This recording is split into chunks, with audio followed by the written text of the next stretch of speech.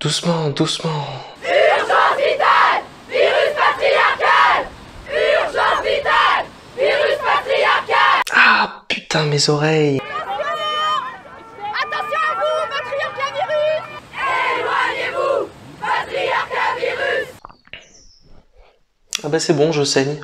En fait, les Femen, il y a un truc que je comprends pas, c'est je cherche encore aujourd'hui, en 2020, l'utilité de ce mouvement aussi extrême, ces féministes provocatrices qui ne servent à rien. Enfin, moi, c'est mon point de vue. Après, c'est super gênant, c'est super agaçant. Ah oui, vous allez me dire, bah oui, on défend le féminisme et tout. Mais c'est pas ça le féminisme, parce qu'en fait, ce qu'il faut bien comprendre, c'est que quand on voit ça, enfin en tout cas moi quand je vois ça, L'obscénité est dans vos yeux! L'obscénité est dans vos yeux! L'obscénité est dans vos yeux! L'obscénité est dans vos yeux! L'obscénité est dans vos yeux! L'obscénité est dans vos yeux! L'obscénité est dans vos yeux! L'obscénité est dans vos yeux! voilà, en fait, tu vois, quand j'arrive dans un musée, quand j'arrive dans un lieu, j'ai envie d'aller voir des œuvres d'art, j'ai envie de prendre le temps de découvrir des tableaux, des trucs. J'ai pas envie de vous voir, en fait, j'ai pas envie de voir vos seins, j'ai pas envie de vous entendre gueuler. C'est pas par l'agressivité que tu vas mieux faire comprendre tes propos. En fait, plus tu vas être agressif, je vous apprends un truc, mais ça c'est valable pour tous les mouvements, plus tu vas être agressive, plus tu vas être dans l'attaque, moins on va avoir envie de t'écouter. C'est-à-dire que moi quand je vous entends comme ça, j'ai envie de vous mettre des grosses baffes en fait. J'ai envie de te dire rentre chez toi, va préparer tes arguments, hein, de A à Z, voilà, explique pourquoi tu trouves que le mouvement du féminisme c'est bien, pourquoi il faut le défendre et tout. Voilà, tu prépares tes arguments, ensuite tu reviens sur un plateau télé, tu t'expliques convenablement en respectant l'avis des autres, parce que c'est le principe d'un débat, sinon ça sert à rien. Mais vous inquiétez pas les fémènes, ça se retrouve dans tous les mouvements. Et ça c'est grâce à notre société progressisme à outrance, où en fait on pense aller vers l'avant, mais en fait on régresse et on tombe dans du ridicule. Dites-vous bien une chose, c'est que quand vous allez dans les lieux publics, soi-disant pour manifester par rapport à une cause ou quelque chose qui s'est passé, ou etc., en fait les gens, ça les agace. Hein. Tu vois, les gens ils vont dire oh là là, en fait les gens ils vont vous voir comme un spectacle où tu vois des femmes, voilà, avec écrit des trucs sur leur torse, on voit leur nichon, et tu vois, tout ce que tu vas récolter, c'est Jean-Michel qui va dire oh putain, elle a une belle paire. Voilà, c'est tout ce que tu vas récolter en fait. C'est des gens qui vont reluquer tes seins et tout le monde s'en bat les couilles en fait. Il n'y a aucune utilité à cette façon de faire en fait, c'est contre-productif. Faut quand même pas oublier un truc, c'est qu'à la base le mouvement du féminisme, moi je suis pour, hein. Le mouvement du féminisme c'est super important, l'égalité des hommes et des femmes, les droits économiques, les droits juridiques, les droits sociaux, tout ce que tu veux, c'est clair qu'il faut qu'on tendent vers une égalité. Mais il faut quand même pas oublier que parmi toutes les femmes de France, il y en a qui s'opposent au principe même du féminisme parce qu'elles estiment qu'elles vivent très bien, qu'elles comprennent pas qu'elles aient besoin d'être défendues, et elles estiment que ce mouvement est une honte, que ça montre au contraire que les femmes, au lieu de vouloir aider les femmes, le fait que ce mouvement existe, ça veut dire qu'elles ont besoin d'aide. Et moi je me suis souvent entrevu IRL dans ma vie avec des femmes qui m'ont dit mais moi j'ai pas besoin de ça en fait, ça me saoule ces mouvements de féministes. Et en l'occurrence vous les fémènes, vous discréditez complètement le mouvement. Vous êtes tellement dans l'agression qu'on n'a pas envie de vous suivre. En fait, on n'a pas envie d'aller vers vous. C'est repoussant. Je vais vous comparer à Simone Veil. Simone Veil, excuse-moi.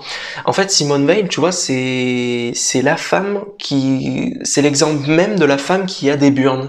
Tu vois, c'est la femme qui a fait des choses très utiles, qui s'est battue pour les femmes, contre les discriminations faites envers les femmes. Voilà, c'est la loi Veil. Tu vois, la loi Veil, c'est typiquement l'exemple de tout ce qu'elle a entrepris, son combat en 1974, donc avec l'époque de Valéry Giscard d'Estaing. Elle a fait voter, voilà, le droit à l'IVG. Tu vois, la loi Veil, ça a permis l'avortement. Elle a fait avancer des choses. Alors que tu vois, elle a connu la déportation, elle a été envoyée au camp d'Auschwitz, tu vois, elle a perdu des membres de sa famille à cause des nazis, c'est-à-dire que elle, c'est ce genre de femme qui aurait pu tomber dans le abat le patriarcat, mais c'est pas le cas. En fait, elle a fait des choses utiles.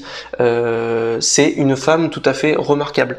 C'est-à-dire que vous, les fémènes, pour vous expliquer un peu à quel point je vous trouve utile, c'est-à-dire que là, t'as l'utilité, là, t'as les huîtres, et là, t'as les fémènes. Et puis Simone Veil, elle est, on la voit plus. Voilà, on la voit plus. Je peux vous prendre une autre image. C'est comme si t'avais une SSC Tuatara d'un côté et puis une Fiat Multipla de l'autre. Voilà, c'est pas compatible. C'est pas le même délire, c'est pas la même utilité. Ça, c'est comme Alice Coffin. Alice Coffin, j'ai envie de te dire, mais j'ai envie de te demander pourquoi t'es frustré, qu'est-ce que t'as vécu dans ta vie pour être tombé dans un délire aussi merdique. Quand on sort un livre comme le tien, donc je dis pas qu'il est pas utile, hein, en soi, il peut y avoir des choses intéressantes. Je crois que c'est Le génie lesbien, je crois un truc comme ça, mais elle a quand même balancé dans son livre quelque chose d'assez étonnant. Je vous laisse avec cet extrait. Voilà, donc tu vois, Alice, quand tu balances un truc comme ça aujourd'hui en 2020, c'est très perturbant. C'est très perturbant parce que si moi demain je balance la même chose envers les femmes, les répercussions seront pas les mêmes. Tu vois, tout de suite on va me traiter un peu de tous les noms. Et ça, c'est le progressisme d'aujourd'hui. On a oublié le but de base du féminisme. Alors je sais pas toi, Alice, ce que t'as vécu dans ta vie. Stop!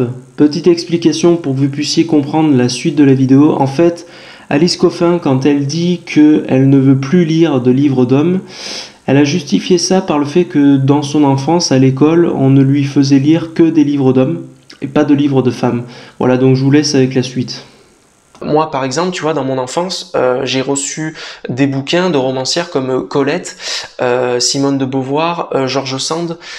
Donc, je sais pas quel prof de français t'as eu. Apparemment, il était en carton. Mais ta frustration, il faut vraiment la diminuer, en fait. Peut-être que t'as pas eu de chance avec les hommes, t'es tombé sur des fils de pute. Mais ça, c'est pas notre problème. Tu vois, après, tu peux pas mettre tout le monde dans le même sac. En fait, c'est le principe même d'un combat, du combat du féminisme, c'est de mettre à l'égalité, en fait, les gens pour qu'ils aient les mêmes droits et laisser une chance aux gens, parce que si t'incrimines tous les hommes, en fait tu nous mets dedans, nous aussi, tu vois, alors qu'on t'a rien fait, donc ça peut pas nous plaire. Et après tu peux pas venir sortir que avec arrogance, hein, parce que franchement des fois dans ta façon de comporter on a envie de te foutre des claques, très clairement, je te le dis avec honnêteté, tu peux pas balancer que ouais les hommes machin, ils ont été blessés dans le non, c'est pas ça, c'est que tu t'y prends mal, en fait, tu t'exprimes mal, tu nous respectes pas, en fait, tu nous prends de haut, donc c'est super agaçant, en fait, c'est juste ça, c'est juste ça. Mais sinon, tous les deux, on veut la même chose, techniquement, normalement. Voilà. Faut quand même pas oublier une chose, c'est que le féminisme, c'est pas fait pour durer. Hein. C'est-à-dire que le jour où le féminisme n'existera plus, le jour où ce mouvement n'existera plus, c'est que tout sera réglé. C'est-à-dire qu'on aura à peu près atteint un équilibre dans tous les droits, que ce soit pour les hommes ou pour les femmes. C'est pas fait pour durer, c'est pas un délire. Hein. C'est comme les restaurants du cœur. Le but c'est que ça s'arrête. Il y en a certaines là, des militantes féministes extrémistes là. T'as l'impression que les meufs elles veulent faire durer le truc. Je sais pas. Elles ont tellement enfoui pendant des années une frustration. Je sais pas. Elles sont tombées sur un père alcoolique qui les a violées, bah j'en suis le premier attristé, mais tous les darons ne sont pas comme ça, tu vois, t'as des darons, tu vois, le mien, il a été hyper respectueux, il est là pour ma sœur, il est là pour ma mère, tu vois, il a été toujours droit dans sa vie, je connais plein d'hommes qui ont été des pères exemplaires, donc si toi t'as vécu des choses atroces avec les hommes, j'en suis le premier désolé, mais ne mets pas tous les hommes dans le même sac, en fait, c'est juste ce que je suis en train de te dire, et qu'il faut t'en prendre aux bonnes personnes. Bah écoutez, je pense avoir à peu près tout dit. Je vous souhaite une bonne journée, une bonne continuation. C'est Olivier. Ciao tout le monde.